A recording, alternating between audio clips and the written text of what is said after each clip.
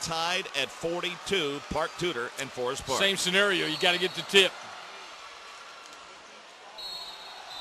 So now a little different look, because this time around, Park Tudor with the first attempt at it. Going to settle in, run their half-court offense. A great switch on Yogi Ferrell. He'll cross over, stop pop from 15, off the front of the iron, no, and a great box out by Colin Welp. Nothing wrong with the look. He's your go-to guy, just didn't go. Now, Forest Park back in their customary strategy of just taking a look, not being in a hurry. I just think, though, if they get the ball into Welp, he's going to try to create. He's not just going to kick back out. I think he's going to try to get something going. Now they've overloaded that side. They have Caleb Williams on the baseline along with Colin Welp. Williams sees the double team. He's not a good ball handler, and a foul. Free throw on the way. That is a clanger. Look at that battle for the rebound. And a jump ball, and it'll go to Forest Park. How about the great hustle battling to get the jump ball. They get it in.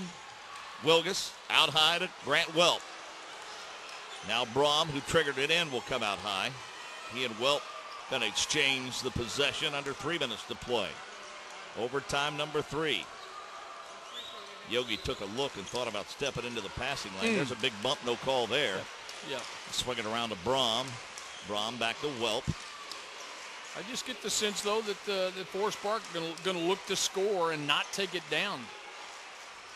They just seem more active, running that baseline, running Wilgus off the screens on the baseline. No question. Trying to get the interior screens. It's a much more active approach to their offense than just spotting up their 3 perimeter players. Now that said, they seem to be most effective when they had Welp running across the free throw line. I agree with Welp, but they backed him out on the perimeter. But now. I think, you know, they can get him back in there. Boy, there's a big look bump at this. and an unforced error. Coach Lovell has got to get back to the studios in downtown Indianapolis and get ready to host Indiana Sports Talk. Northern Iowa over Kansas, 69-67. Oh, my goodness. And this doesn't surprise you right here.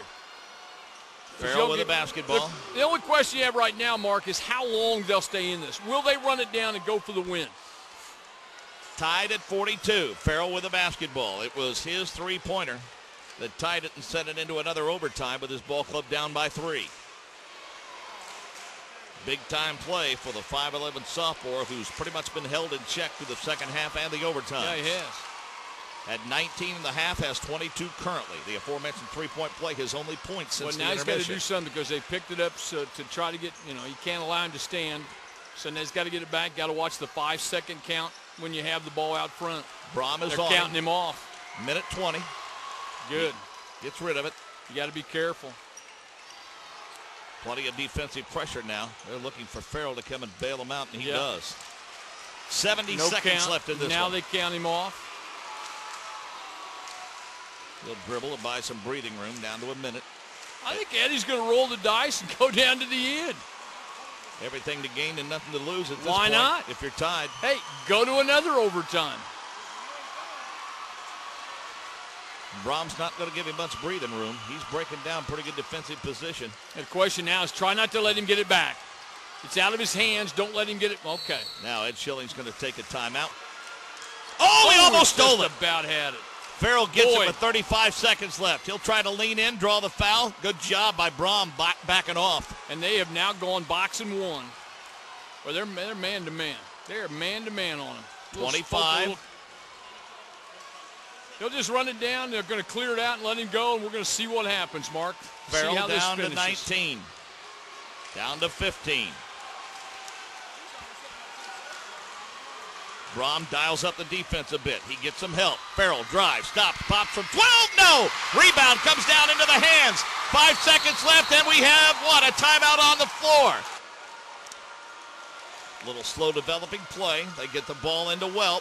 Welp, ball forced up, high off the glass. Shot expires, and guess what? We're going one more. Key again. You got to get the tip. 8th quarter. How about Forest Park again gets the tip? Tap is controlled by Nathan Brom. Only once in this overtime have they not controlled it. And I think we know how things will go from here. Well, they get a little different look already. I mean, they've gone to their little baseline.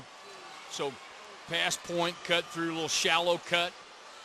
Interior screens. Just trying to get some action out front so you're not standing. That's a tough pass. That is just not a good decision. Tough pass. He hasn't made too many mistakes, but that's one by Nathan Brom.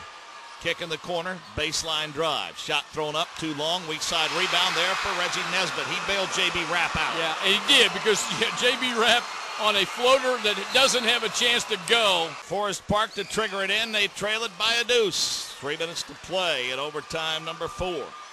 Now you got to score. See, a little different now that you have to score, Mark, if you're Forest Park. You know, it's a much different mentality. Now it gets a little tighter. Wilgus, Welp and company, Brom all playing along the perimeter. Well, this is a little different look again. You're going to run a cutter through, coming off a baseline screen for Welp. Got the right guy in the right spot.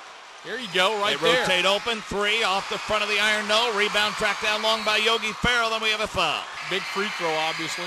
And he missed it. Rebound controlled by Forest Park. Wow. And I'm telling you, he may have that miss still in the back of his mind. I think you could be right. But again, you talk about a situation now where you got to make plays.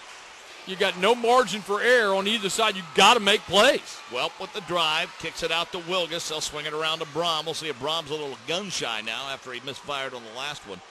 2 minutes to play now. Park Tudor by a deuce. Welp drives, pulls up from 16. No. Rebound fought for. Still loose. Controlled by Brandon Tannenbaum. You better now get to Yogi. Yogi quickly. Nice skip pass. Goes baseline left to Nesbitt. Doesn't have any numbers and wisely kicks it out to Rapp. How about the decision by Reggie Nesbitt? Rapp goes baseline left. He dribbles away from pressure. Now goes to Tannenbaum. If you're thinking about somebody to foul, he's not a bad one, but a timeout being taken by Ed Schill. And in 1A, it'll be Bowman Academy against Bar Reeve. Bar Reeve a winner in game 1 today, which seems like 3 days ago now here at Seymour. Yogi Ferrell in transition. Throws it weak side. Shot put up on a foul. Forest Park.